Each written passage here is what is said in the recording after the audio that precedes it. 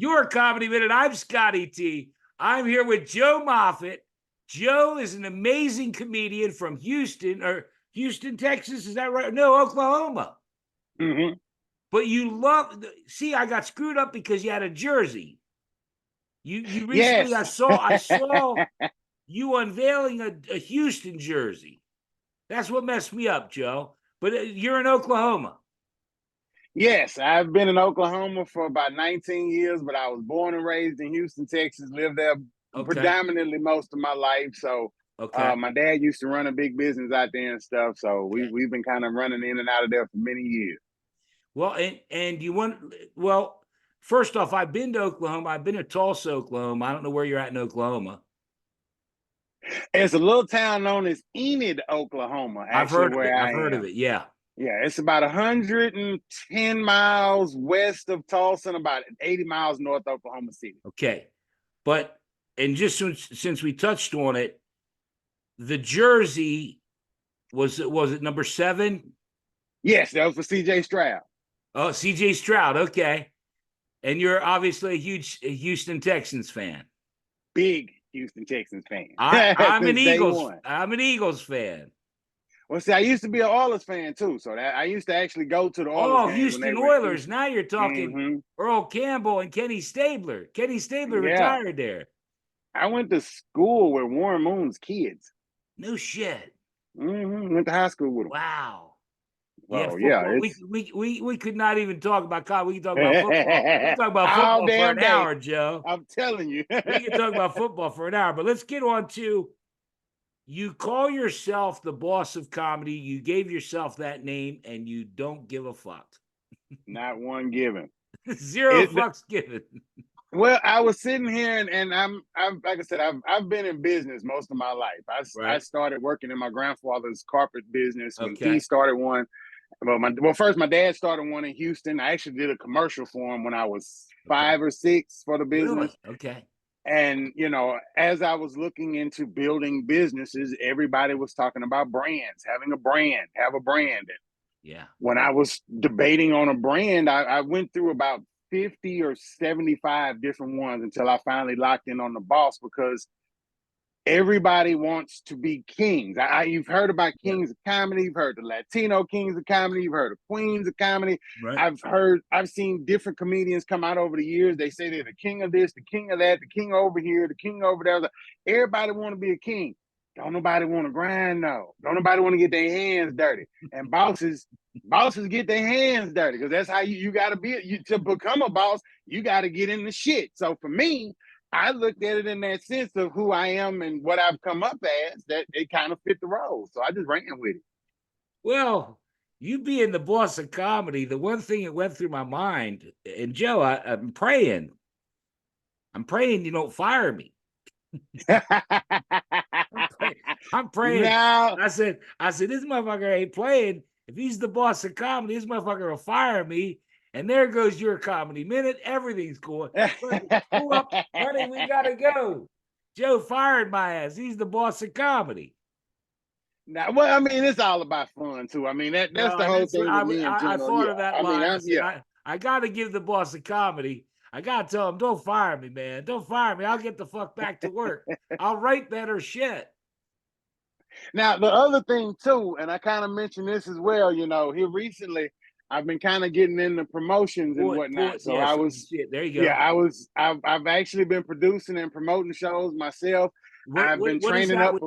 Stop. This was the 420 show that we did out here. Okay, yeah. And we had smoke tents. We had a host, 2 comedians, plus myself.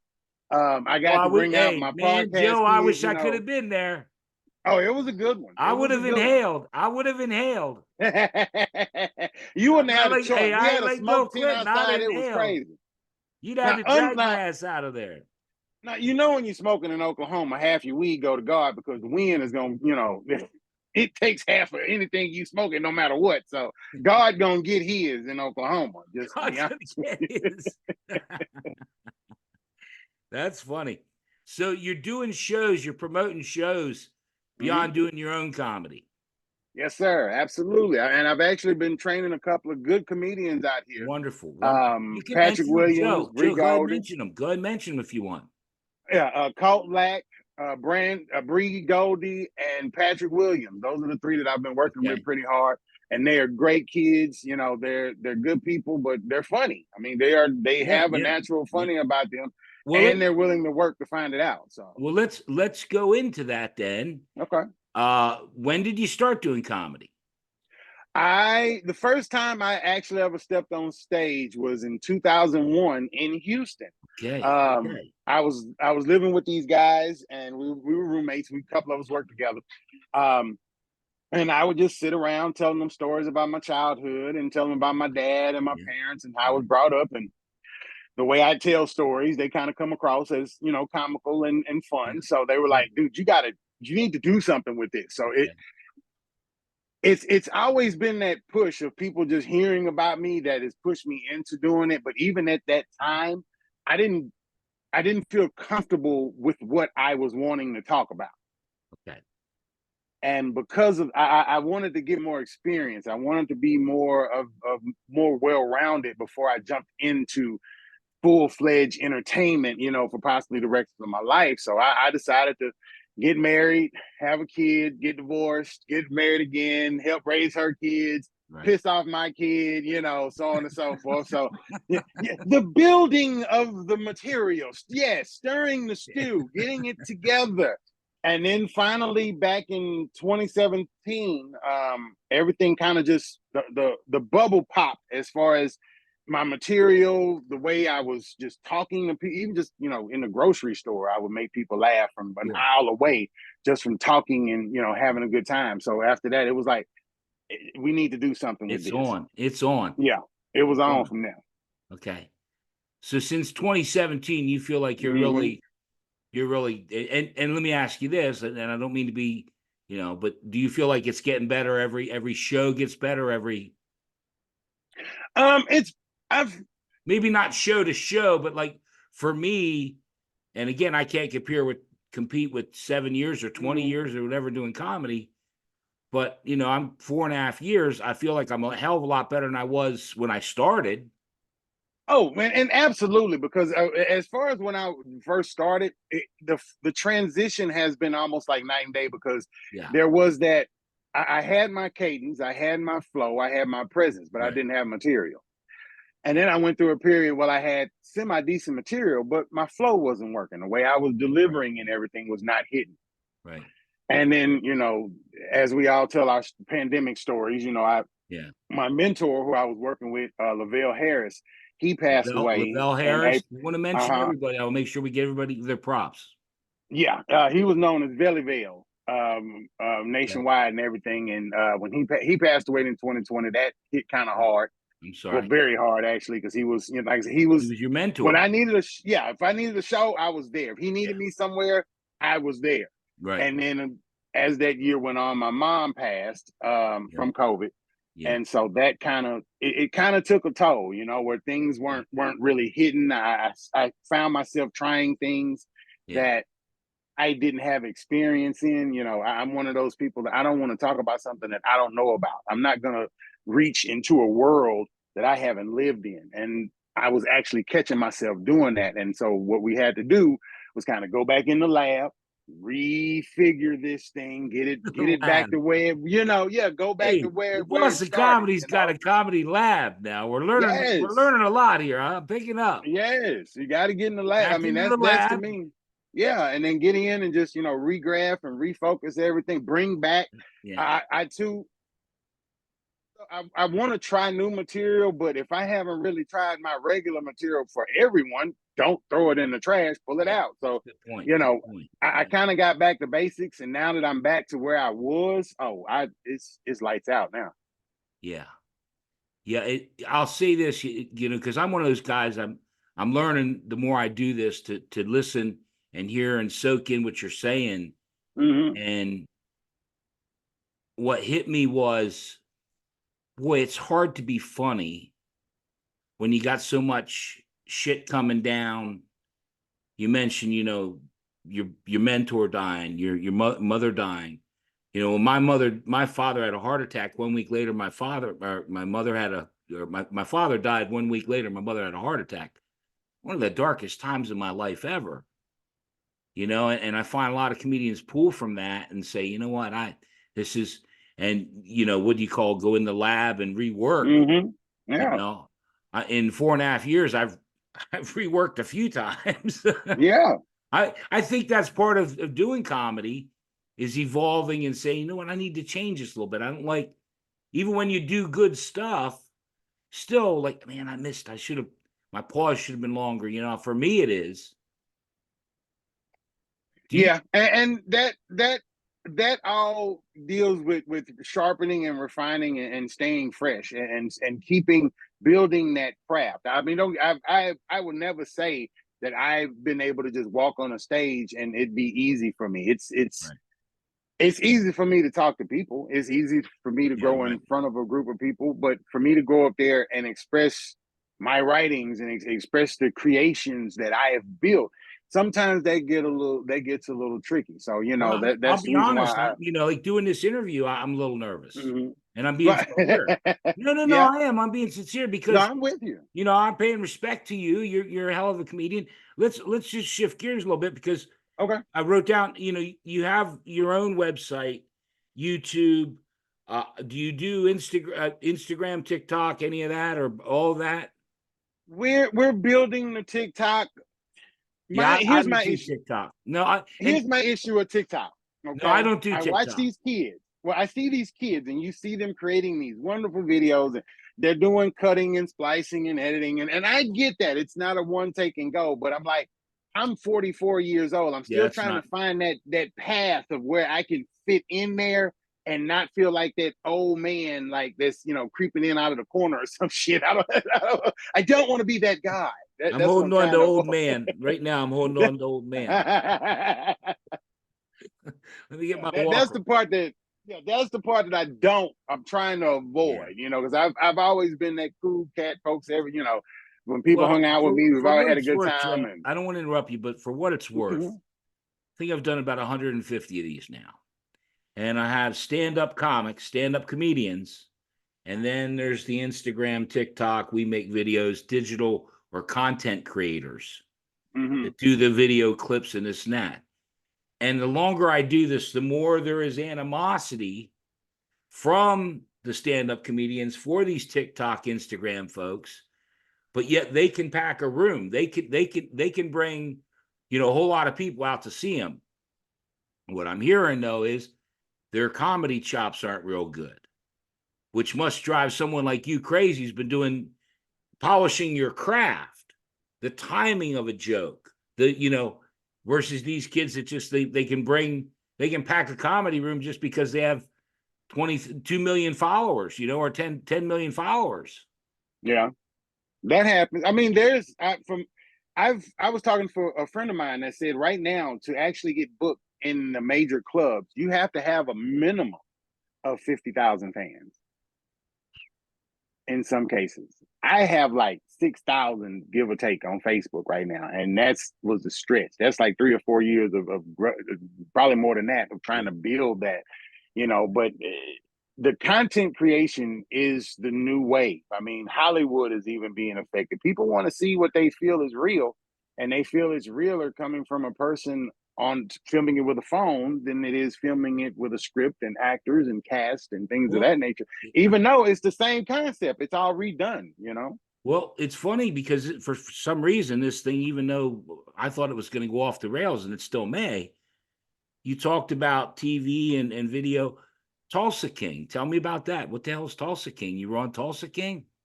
So Tulsa King No, was a and television show I'm with, going off your uh-huh. website because you have a Oh website, you yeah. have your credits there, and I said, damn, my man's on Paramount Plus. Tulsa King. Tulsa What King. the It heck was was that filmed. about? Because I haven't seen it. I I can't afford any of that. Well, it was a I live on television show. 145th Street with a hot plate. Feel you. You getting it. You taking care of your business though. That's what you got to do. But no, it was a television show starring Sylvester Stallone that was built Yeah. out here, filmed in Oklahoma. I was able to. I was blessed to be an extra on there. I didn't get many speaking Okay. role, but I was in the shot.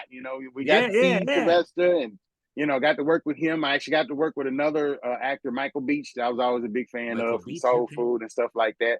Cool. And so, but it was a treat because I got to see Sure. something I'd never seen before, which was actually Hollywood. Yeah. It was so Yeah. weird to experience that in Oklahoma, no less. I never thought I'd be in Oklahoma and be in a nationally televised television show working with an Oscar nominated winning actor. It was nuts, but it was an experience. I hate that they didn't film it the second season here. And Okay. so that, yeah, they moved it to Atlanta. So I don't know what that was all Okay. about, but No, but yeah, it was a fun experience while I was here though. Joe, and again, I don't know how this thing keeps going along so swimmingly, but I can relate because as a kid coming from, and now I'm 61 years old, but at the time as a kid coming from York, PA, York, Pennsylvania, and all of a sudden I'm standing with Ringo Starr, a Hmm. fucking Beatle, or I'm standing with, Tony Braxton or, whoever, having dinner with Will Smith or having dinner with R. Kelly, wait, hold it. He didn't piss him, but you know what I mean? I've done so Right. much in my life, and times I just kind of pinch myself. I said, "Holy shit, I can't believe it." I'm standing on the roof of the Beverly Hilton, you know, and that's just really cool. That's why I brought it up. I wrote down, a lot of stuff. Do you have podcasts down? Do you do a podcast as well? I actually previously did a podcast from 2015 to 2019, known as the Okay. Joe Moffett Show. It was a pretty good experiment, Yeah. and I used it to hone my material. Yeah. That's kind of that was really a good launching point. It was literally like hosting an open mic in my house, so I Right. was Right. able to build take a topic, run off of it for an hour or Yeah. so. A lot of it wasn't over planned, it wasn't scripted. Yeah. It was just straight flow. And I think I have here's an old logo of what it was. Like I Okay. said, yeah, I'm merch. I'm gonna have merch. I had Okay. t-shirts. We're gonna have bumper stickers. We're gonna always have merch. So that no matter what project Okay. I do. That's wonderful. I'm blessed. A buddy of mine put all this together for me, the logo and the shirts, and I just got hats. I just got hats last week. That was a very cool.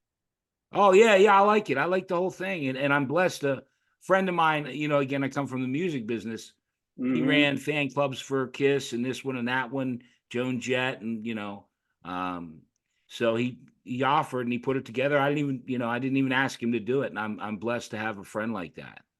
That really is truly a blessing. I've been able to work with some pretty cool folks that have lined me up with some other folks. So Yeah, that's what keeps me in it. Is the yeah. people that keep me involved. That Well, and without them, I wouldn't But be but here. you know what's neat?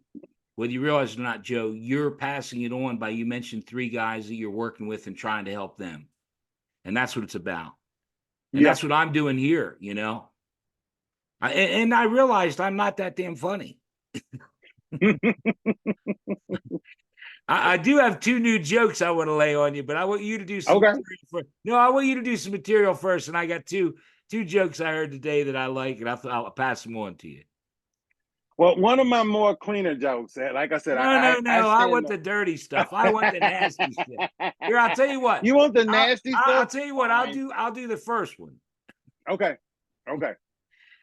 Like why did the chicken cross the road? Why did the prostitute cross the road? To get some cock. That'll do it. There you go. Okay, you're up. Okay, so um I had a situation where I almost killed my wife. It was accidental. When you don't understand science and biology, you might accidentally kill somebody if you don't pay attention to what you're doing. So Right. we were out riding around one day on a lovely day in May, somewhere in springtime, and birds chirping. And Right. she decided to hit me with that lean over. And if you're in a vehicle, you know what that means when a young lady hits you with that lean over, and you driving the vehicle, and she want to lean over and Uh-oh. kind of rest in your lap for a few minutes. Well, she did the thing that she do so well, and I was able to be here with a story to tell because when I popped off and hit the scene, she started to, and things got mean because I didn't know what the fuck was going on because her whole face started turning red. She And I was like, what the fuck did we do? I don't know. Here we go driving into the hospital, trying to get her figured out, trying to get her saved. Why is my wife's throat closing from steaming? I don't know. However, shoot her up with a little shot of things, give her some Benadryl, her throat starts opening up, she can talk and be normal. And the nurse that she went to high school with asks, what happened to you, darling? How did this happen? What's going on? All I could do is hang my head in shame and shake because I was like, it's about to be some shit now. I'm a black man in this little white town. I almost killed my wife. My ass is going to jail. So the doctor came in and he asked for the truth. What did you do? My wife was like, him. He was like, no, seriously, what did you do? She was like, him. So basically, we had to explain that my wife swallowed me and somehow it caused terrible allergic reaction. And she didn't know what to do. I didn't know what to do. He giggled because he asked me, do you have any food allergies? He said peanut. To which he looks at me and I'm waiting for the handcuffs to come out because I had just recalled that I had a bit of a peanut butter cookie like a day or so ago. And well, I guess it caused her to go into a shock of allergic reaction or some shit because I didn't know peanuts and these nuts work together so well. Oh my God. I don't know where to begin. I actually had that happen one time. We went to a show, and this young lady, because I'll never forget this is true, Joe, Cockeysville, Maryland. True story. I'm driving down 83, 60 miles an hour. She did the old lean over, as you said. Before you know it, I think we were going about 85, and I remember seeing the sign said Cockeysville. I'll never forget it. Never forget it. Yes, Never that's forget the that. peanut joke. Is Oh, you that a don't true forget your story, first. Joe, or are you just That's a no. That's actually a true story. Because I know you say in you know that most of your stuff is done from stories. Yeah, and well, the trick to that particular story is there was no hospital trip. So, we actually had some Benadryl on standby because Okay, my all wife is right, a little all bit of a right. hypochondriac. We had Embellish it just a kids, little yeah. bit. Yeah, so there is a little embellishing in there, but the actual setup, absolutely. All of that was most of the Okay. time my setups are very real. You got another one? Go ahead, give me another one. Then I'll do my second prostitute joke. Okay, so I'm gonna do one of my favorites. And it actually involves my kids, so it's not gonna be dirty, but it is funny. That's all The reason why right. I like it is We because try and please everybody. Go ahead. well, I do try to mention the whole father, because I have been someone's dad, believe it or not, even though I'm absolutely ridiculous. And we were, me, my wife, and the kids, we were on a trip. We were going to Houston actually to go see my son.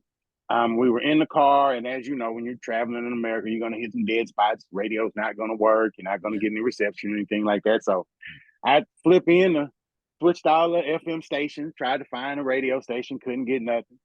Flipped it over to AM, tried to find radio stations, couldn't get nothing. Nothing was really playing that I wanted to listen to on satellite radio. I was like, well, damn, I can't get nothing to come on. Here come my teenager. What about PM?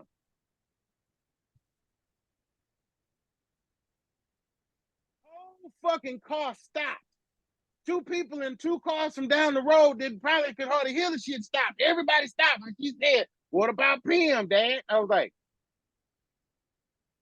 PM? She said, yeah. FM and PM? I was like, you are absolutely right, honey. What the hell was I thinking? I'm going to check the PM station. And I plugged my phone and started playing music. The trick to that story is, and I say my son-in-law called me the other day and called me an asshole. I was like, why are you calling me an asshole? He's like, why did you tell this girl there's fucking PM radio stations on the damn radio dial? So yeah, and basically that flip is he calls me like, will you please tell her that there's no damn PM radio station? We've been arguing about this for 2 hours. Why would you tell her that shit? So again, there's different ways. I don't think they come with radios anymore. I don't think cars even come with radios anymore. shit. I was actually watching the news the other day, and they were saying something about having to pass a law to ensure that AM radio stations are Yeah. not taken off the air. I was like, that's fucking crazy, because that's usually the station everybody, when I was a kid, Yeah. that's where you go to get the weather alert. Well, again, this way off comedy, but Joe, I use an outside antenna. I use an antenna, and that's my TV. Yeah, Free most TV people do. over the air. And well, I, I actually, ain't where I I ain't paying am, to you can't watch even do that that shit they anymore. have on all those. Nah, I don't do it. There's All some right, rural areas so that can't even get antenna TV anymore, and that's sad and what? dangerous. What? No antenna TV? Mm-hmm. Yeah, I luckily I just have a set of rabbit ears. You know, I used to, but you can always locally here. I'm luckily I have a lot of. But why did the prostitute cross the road? To get away from the cops. Because I hit her with my car. I'm Oh sorry. shit. I'm sorry, Joe. I'm sorry. I'm sorry. I'm sorry. Right now, I'm not getting enough oxygen, Joe. I couldn't. I had to follow up the little kid, PM radio shit with something a little more spicy for the audience. Oh, Yeah, Joe. that's one of the quick ones that I Yeah. kind of throw out there every once in a while. I did one of these last night, and I said, did you look at any of my stuff? She goes, you do some really dirty stuff. I said, Well, no, I do have I one said, I about said to like, her, I said, I wear that with a badge of honor, ma'am. oh, absolutely. Because I have one skit where I talk about my wife, and she likes listening to my stories and my previous sexual escapades, because I was a bit Right. of a whore. And I was telling about a time where I was playing cowboys and Indians with this chick, and I was like, "Do you want to be the cowboy or the Indian?" And she said, "No, I want to be the horse."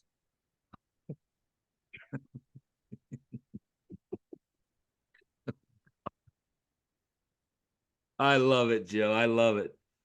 Man, you're wonderful. You're wonderful. So let's because we got to finish up here shortly, but Okay. I want to make sure that we covered everything. Again, I wrote down all the stuff I think that I've covered. Is there anything besides upcoming shows, upcoming events that you're putting on? Anything you want to tell the folks? Yes, right now we are still camped out in Enid, Oklahoma. We're Right. actually going to start bringing headliners out every 2 weeks. It's going to be our summer series for Mama Key Productions. That's my production company. I have a great team of people that I work with. We're Wonderful. going to be doing 2 weeks headliner shows. They Okay. mostly will probably be free entry, but we will have sponsors that will be paying the entry for the folks to come out and have a good time. And I'm hoping to get back on touring again August or September. I'm kind of working out some business things, but Good. we should be having a big tour coming up, starting in September at the latest. Okay. Okay. Wonderful.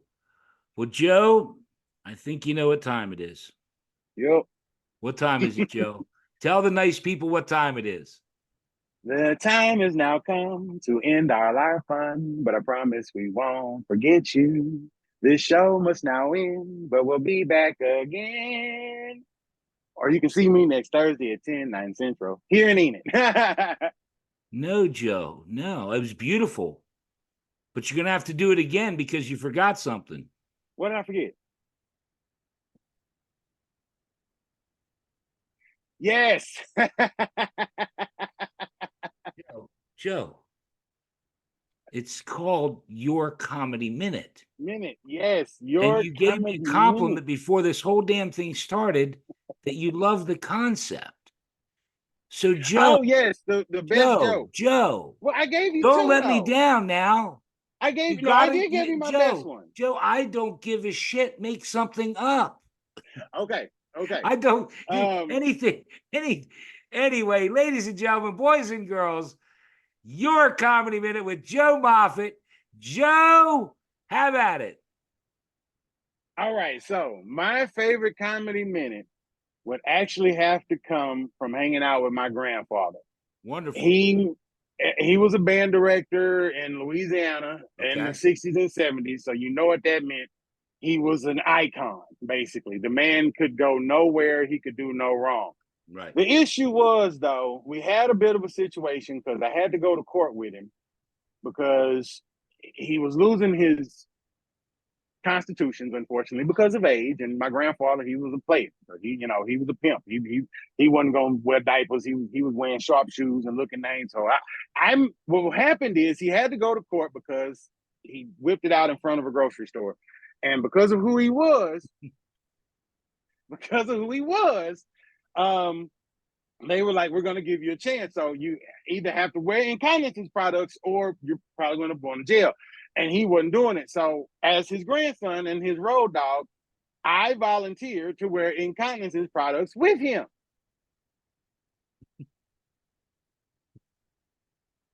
We went to the store one day and, well, I've been drinking beer. Oh, no.